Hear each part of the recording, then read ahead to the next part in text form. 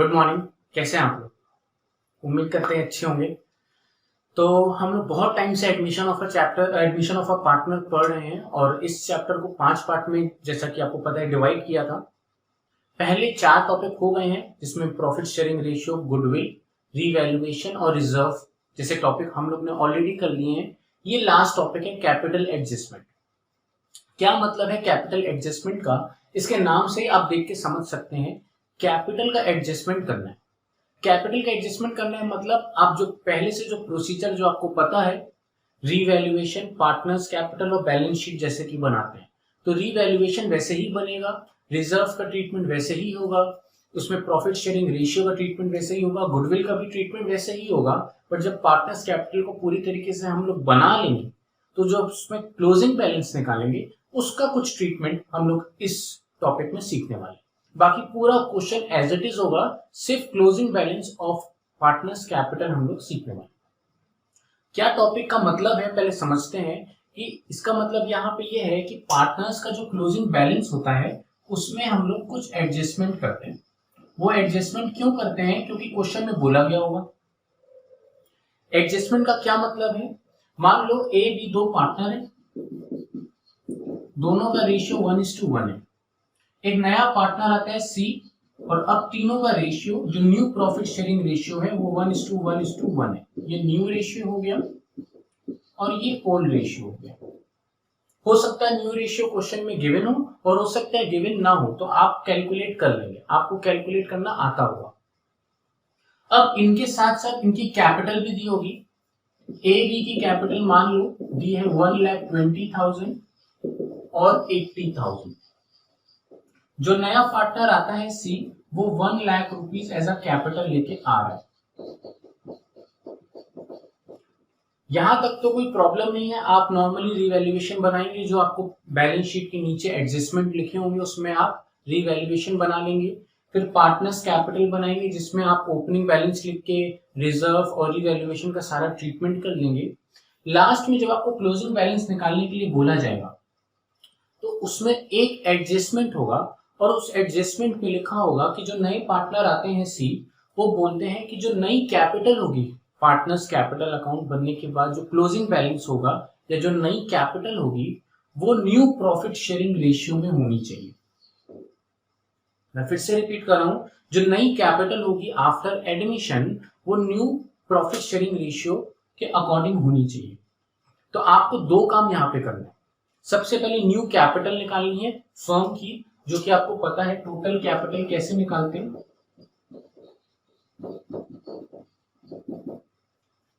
New partner capital multiply by उनके reverse ratio, reverse share करके। New capital इनकी कितनी है? न्यू पार्टनर की 1 लाख इंटू 3/1, क्योंकि ये 1/3 के लिए आ रहा है। यहाँ पे लिखा हो सकता है और नहीं भी लिखा हो सकता है। मान लेते हैं लिखा है कि सी का शेयर कितना है, 1/3, तो इसी का रिवर्स कर देते हैं 3/1, which is equals to 3 lakh.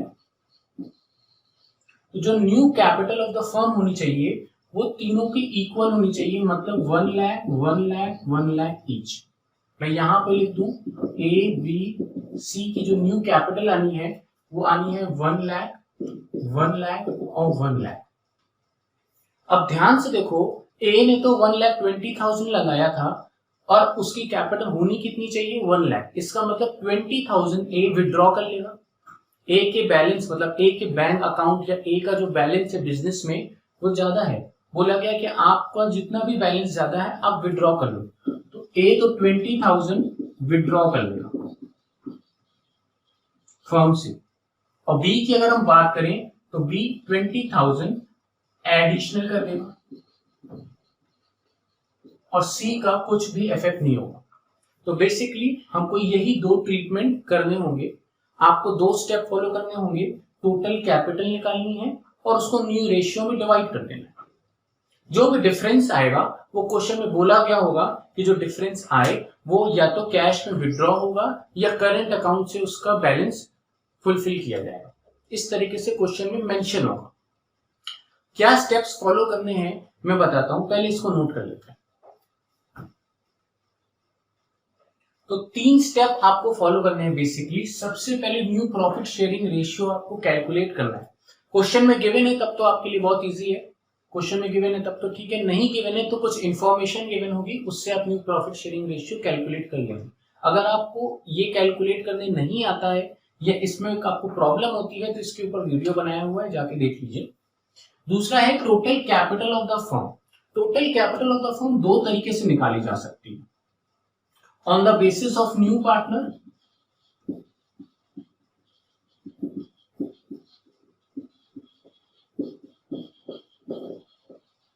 और on the basis of old partner.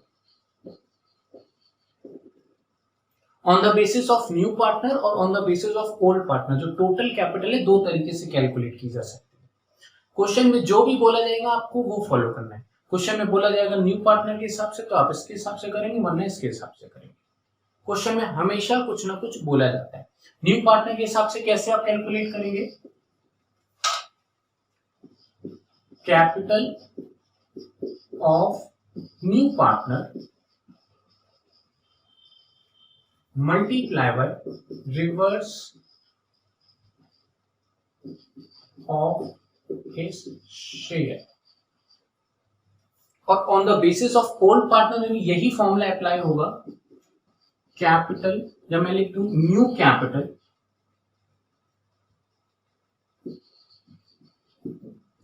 Of old partner multiply reverse of their share. आज का जो टॉपिक है मैं वो इसी पे बताने वाला हूं, इसलिए मैंने पार्ट 1 लिखा हुआ है और पार्ट 2 में मैं इसके बारे में डिस्कस करूंगा। ये क्यों फॉर्मूला बना या कहां से फॉर्मूला बना, ये एग्जैक्टली वही तरीका है जो हम लोग ने हिडन गुडविल में सीखा है। अगर आपको याद ना हो तो एक बार उसको जाके देख लीजिए, मैं फिर भी बता सकता हूं। मान लो कि एक नया पार्टनर आता है और ये मान लो कि मैंने एक सेकंड हैंड कार ली 5 लाख रुपीस की। मैंने सेकंड हैंड कार ली 5 लाख रुपीस की। मैंने पूछा कि अगर मैं ओरिजिनल लेता तो बताओ कितने की होती। तो उसने बोला मैं ओरिजिनल का प्राइस तो नहीं बता सकता हूं, बट आपको सेकंड हैंड कार 50% कॉस्ट की मिली है, मतलब आधे दाम की मिली है। तो मैं अपने आप जोड़ लूंगा कि इसकी पूरी वैल्यू कितनी होगी, आधा है 5 लाख तो पूरा होगा 10 लाख। आपको आधे दाम का 5 लाख मिला तो पूरी अगर आप ओरिजिनल खरीदता मैं तो मुझे 10 लाख की मिलती। ये मैंने माइंड में कैलकुलेट कर लिया। तो ये 5 लाख से 10 लाख में कैसे पहुंचा, आप 5 लाख था और 50% मतलब हाफ। अगर मुझे फुल करना है तो मैं उसका रेसिप्रोकल कर दिया, 2/1 कर दिया, तो 10 लाख आ गया।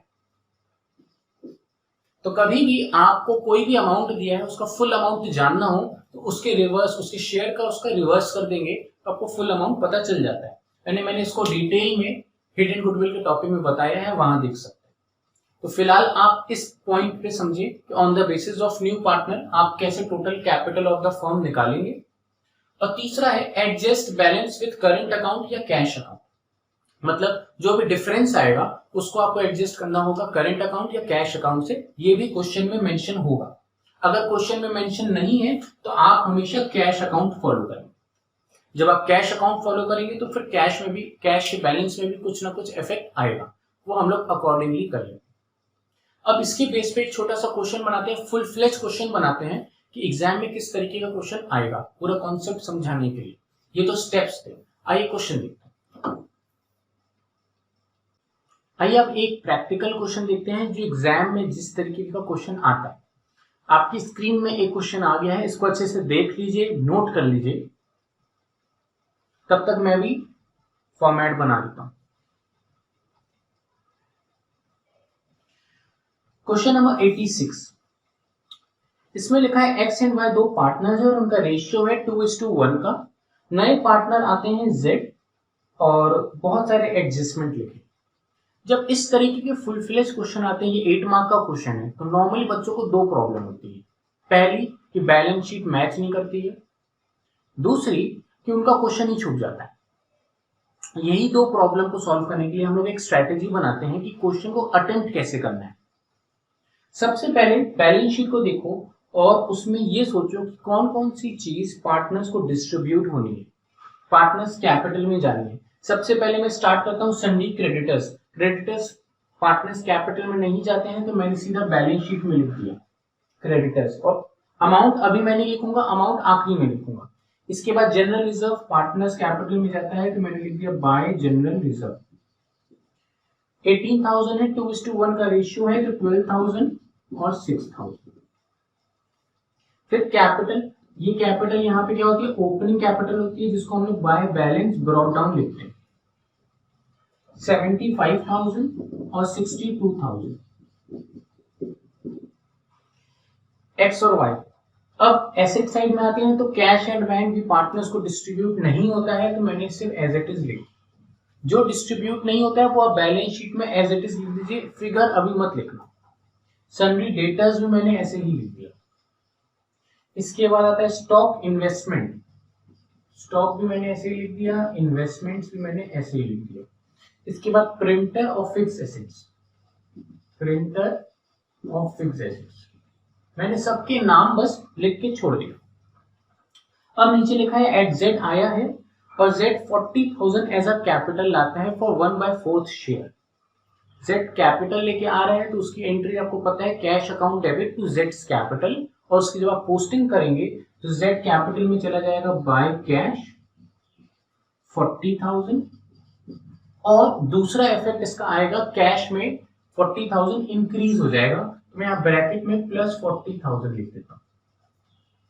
याद रखना जितने भी एडजस्टमेंट है, जितने भी एडजस्टमेंट है वो दो या दो से ज्यादा जगह पे जाएंगे, मतलब या तो दो इसमें कहीं भी दो जगह जरूर जाएंगे। जैसे जो फर्स्ट एडजस्टमेंट है, देखो उसका ट्रीटमेंट दो जगह हुआ, एक यहाँ और दूसरा यहाँ। हो सकता है दो से ज्यादा भी जाए, मतलब 3 जगह में तीनों जगह चले जाए, हो सकता है 2 ही जगह जाए। और जितने भी बैलेंस शीट के आइटम्स हैं वो एक ही जगह जाएंगे। जैसे कि आपने देखा बैलेंस शीट से मैंने जनरल रिजर्व और बैलेंस ब्रॉट डाउन यहाँ पे लिखा, बाकी सब यहाँ पे लिखा, एक एक जगह पे। सेकेंड एडजस्टमेंट है Z brings 15,000 for goodwill. Goodwill का ये पैसा लेके आते हैं, half of which is withdrawn by the old partners. जब गुडविल का अमाउंट लेके आते हैं उसको हम लोग कहते हैं प्रीमियम फॉर गुडविल। इसकी एंट्री भी आपको याद हो, cash account debit to premium for goodwill 15,000। फिर ये प्रीमियम फॉर गुडविल पार्टनर्स को डिस्ट्रीब्यूट हो जाती थी, सैक्रिफाइसिंग पार्टनर्स को सैक्रिफाइसिंग रेशियो में। अब आपको सैक्रिफाइसिंग रेशियो कैसे निकालेंगे, तो देखिए जेड आ रहे हैं 1/4 शेयर के लिए। ये 1/4 किससे कितना ले रहे हैं पता नहीं है, या क्वेश्चन में गिवन नहीं है, तो जो भी ओल्ड रेशियो होता है उसी को सैक्रिफाइस रेशियो मान लेते हैं। ओल्ड रेशियो 2:1 है, तो सैक्रिफाइस भी 2:1 होगा। याद रखना जब नया पार्टनर आता है और वो किससे कितना ले रहा है इसके बारे में कोई इंफॉर्मेशन नहीं है, तो ओल्ड रेशियो सैक्रिफाइस रेशियो बन जाता है। तो ये कितना हो गया 10,000 एंड 5,000। इसके साथ साथ लिखा है कि half of the amount is withdrawn by the old partners. आधा आधा पैसा इन लोग ने विड्रॉ कर लिया। उसकी एंट्री भी आपको पता है, X account debit Y account debit to cash. उन्होंने आधा पैसा विड्रॉ किया, हाफ ऑफ किया, 10 का हाफ हो गया 5,000, 2,500, टोटल 7,500। तो ये 3 जनरल एंट्री हुई, बट हम लोग को जनरल एंट्री तो फिलहाल मांगी नहीं है, मैं सिर्फ आपको ये तीनों अकाउंट बना के दिखा। जनरल एंट्री तो आप अपने आप कर सकते हैं, क्वेश्चन में लिखा है जनरल एंट्री पास करने को, तो आप पास कर सकते हो। क्या इसकी ट्रीटमेंट होगा, ये चला जाएगा कैश में 15,000 ऐड हो जाएगा। मेरे पास जगह नहीं है तो आप अपने पास लिख लो। Premium for goodwill partners capital में चला जाएगा बाय प्रीमियम फॉर गुडविल 10,000 और 5,000, और हाफ ऑफ मनी विड्रॉ हो गया। इसकी जब पोस्टिंग करेंगे तो यहाँ पे लिख देंगे टू कैश 5,000 एंड 2,500, और कैश में इफेक्ट क्या होगा, अब ये कैश में बैलेंस कम हो जाएगा 7,500। तो ये तो इसका ट्रीटमेंट था सेकेंड एडजस्टमेंट का। इसके बाद थर्ड में क्या लिखा है,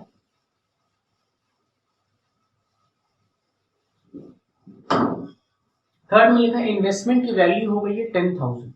ध्यान से देखो, इन्वेस्टमेंट 8,000 का था, अब उसकी वैल्यू हो गई 10,000, मतलब 2,000 से वैल्यू इंक्रीज हो गई, फायदा है, तो हम लोग उसको यहाँ पे लिख देंगे बाय इन्वेस्टमेंट 2,000 से इंक्रीज होगी।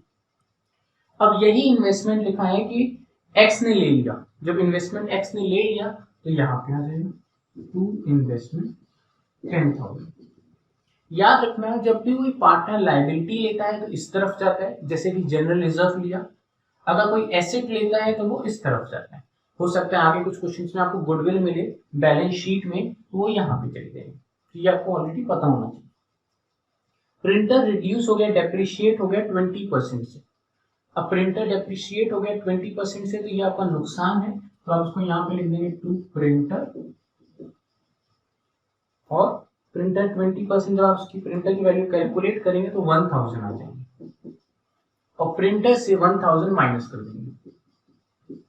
इन्वेस्टमेंट में डैश लगा दीजिए क्योंकि इन्वेस्टमेंट तो पूरी चली गई है। साथ साथ फिक्स एसेट्स की भी वैल्यू 10% से कम हो गई, तो आप लिखेंगे to fix assets. 10% fix assets को जब कैलकुलेट करेंगे 13,700 आएगा, और यहाँ पे भी माइनस 13,700 लिख देंगे फिक्स एसेट्स। मैं अभी फाइनल अमाउंट नहीं लिख रहा हूँ, वो फाइनल अमाउंट लास्ट में लिखेंगे, चाहे तो आप अभी लिख सकते हैं। इसके बाद देखा है unrecorded stock of stationery on 31 March 2019 is 1000, मतलब एक स्टॉक था जो आपने अभी तक रिकॉर्ड ही नहीं किया। अब आपको पता चला कि आपके पास गोडाउन में स्टॉक ज्यादा है, तो आप इससे खुश होंगे या दुखी होंगे? बेसिकली आप खुश होंगे क्योंकि आपके पास स्टॉक ज्यादा हो गया, तो ये आपका एसेट्स इंक्रीज हो रहा है, ये फायदा है आपके लिए, और आप इसको यहाँ पे लिख देंगे बाय स्टॉक। कितने से? 1000 से। इसका दूसरा ट्रीटमेंट कहां पे होगा? बैलेंस शीट में स्टॉक में 1000 ऐड कर देंगे। हमेशा दो ट्रीटमेंट हो रहा है, हर चीज का ध्यान से देख के चलो। लास्ट में लिखा है बाय ब्रिंगिंग इन और withdrawing cash capital of X and Y are to be made proportional to that of Z on that profit sharing ratio. इस ट्रीटमेंट की वजह से ही या इस एडजस्टमेंट की वजह से ही मैं ये क्वेश्चन करा रहा हूँ, इसी को कहते हैं कैपिटल एडजस्टमेंट। बट इस एडजस्टमेंट को करने से पहले हम लोग बहुत सारी चीजें क्लियर कर ले। सबसे पहले रीवैल्यूएशन को बना के खत्म करो, क्योंकि इसका जो इफेक्ट होगा वो रीवैल्यूएशन में पड़ना नहीं है। रीवैल्यूएशन अगर आपने सही बनाया है तो एग्जाम में 2 मार्क्स आपको मिलने पक्का है, तो आप उसको डायरेक्टली कंप्लीट करिए और देखेंगे कि आपका लॉस आ रहा होगा जो कि एक्स और वाई को डिस्ट्रीब्यूट हो जाएगा। कितना लॉस आएगा? 11,700 आपका लॉस आएगा। 2:1 में आप जब डिस्ट्रीब्यूट करेंगे तो 7,800 और 3,900 2:1 टोटल करेंगे 14,700। ये लॉस पार्टनर्स कैपिटल में चला जाएगा ऑपोजिट साइड, इधर क्रेडिट साइड है तो इधर डेबिट साइड हो जाएगा, टू रीवैल्यूएशन लॉस के नाम से 7,800 और 3,900। अब ये अकाउंट खत्म हो गया। अगर आपने ये सही बनाया होगा तो 2 नंबर पक्का है, चाहे आप आखिरी वाला एडजस्टमेंट गलत करें या सही करें। तो मेरे कहने का मतलब है कि आप पहले ही 2 मार्क्स सिक्योर करके चलें, इसको सही बना के। अब आखिरी लाइन में लिखा है कि कैपिटल अकाउंट जो एक्स और वाई का होना चाहिए, यहाँ पे क्योंकि अब मैं टोटलिंग करूंगा और फाइनल जो बैलेंस में निकालूंगा टू बैलेंस कैरिड डाउन करके, ये जो अमाउंट होना चाहिए ये प्रॉफिट शेयरिंग रेशियो के हिसाब से होना चाहिए। तो हम लोग ने 3 स्टेप लिखे थे। सबसे पहला स्टेप था new profit sharing ratio. New profit sharing ratio आपको निकालना पड़ेगा X into Y into Z का। जब आप इस क्वेश्चन में न्यू प्रॉफिट शेयरिंग रेशियो निकालेंगे तो वो आएगा 2:1:1।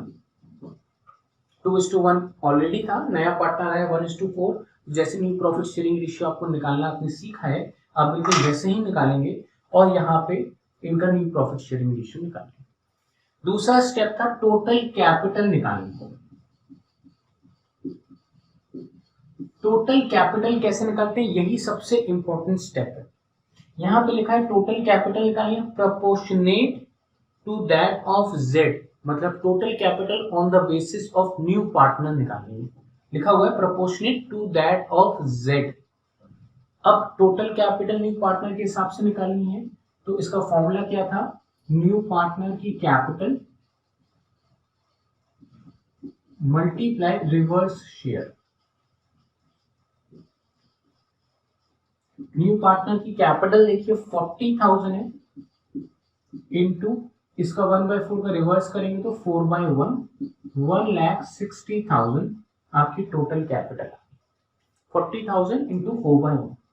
अब इस टोटल कैपिटल को डिस्ट्रीब्यूट कर देते हैं तीनों पार्टनर्स में न्यू प्रॉफिट शेयरिंग रेशियो में 2:1:1। जब इसको आप डिस्ट्रीब्यूट करेंगे तो इनका आएगा 80,000, 40,000 और 40,000। बस जब आप इतना कर लेंगे इसके बाद आप बैलेंसिंग फिगर निकालिए, और बैलेंसिंग फिगर इस बार कैश से कंपनसेट होनी है लिखा हुआ है, बाय ब्रिंगिंग इन और विड्रॉइंग कैश। तो जब आप इसको टोटल करिए, इसको टोटल करिए और देखिए कहां किस साइड ज्यादा आ रहा है।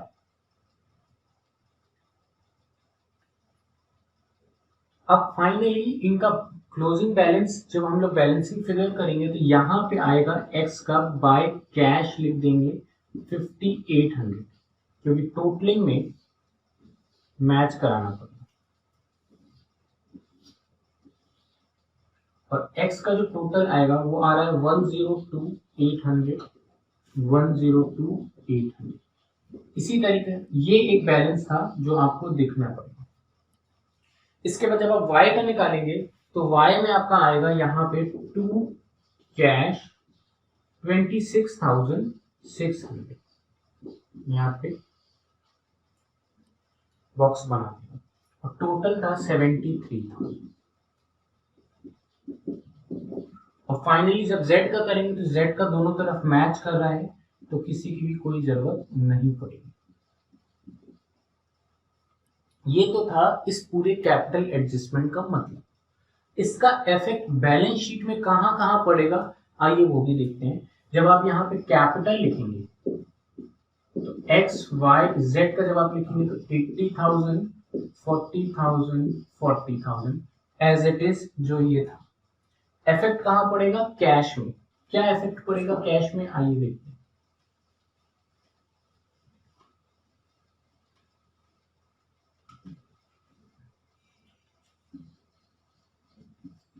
कैश का ओपनिंग बैलेंस कितना था जो कि आप बैलेंस शीट से उतार सकते हैं। बैलेंस शीट से जब आप ओपनिंग बैलेंस देखेंगे तो 5,000 था। इसमें 40,000 ऐड होना था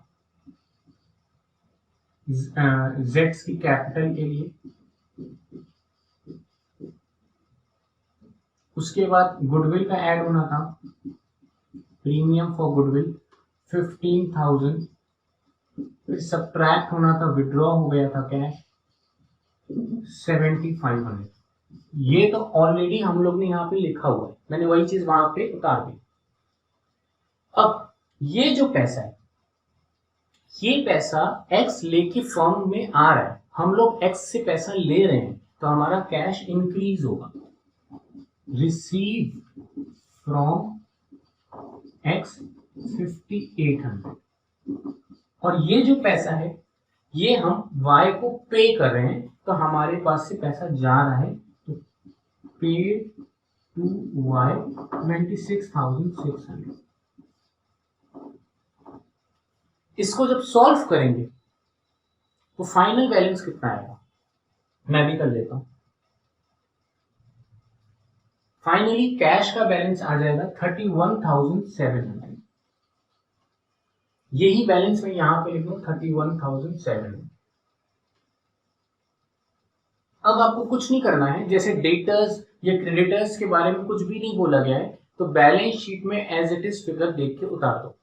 जैसे बैलेंस शीट में डेटर्स का अमाउंट जब आप देखेंगे तो 15,000 नजर आ रहा है। स्टॉक में 1,000 इंक्रीज हो गया है तो 11,000 हो गया। इन्वेस्टमेंट में डैश लगा हुआ है। प्रिंटर में 1,000 आप डिक्रीज कर देंगे तो 4,000 हो गया। फिक्स्ड एसेट्स में भी 13,700 जब डिक्रीज कर देंगे तो 1,23,300 आ गया। सेम लायबिलिटी साइड क्रेडिटर्स में भी आप एज इट इज उतार देंगे 25,000। जब इसको आप टोटल करेंगे तो 1,85,000।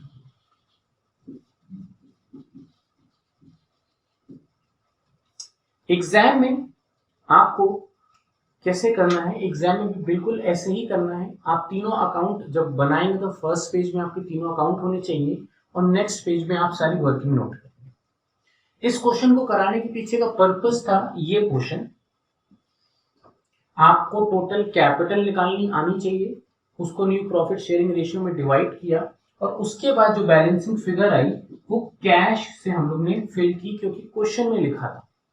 हो सकता है क्वेश्चन में करंट अकाउंट लिखा हो, तो करंट लिखा होगा तो यहाँ पे आप करंट लिख देते और यहाँ पे भी आप करंट लिख देते। कैश में फिर कोई इफेक्ट नहीं पड़ता, फिर एक यहाँ पे करंट अकाउंट शो होता।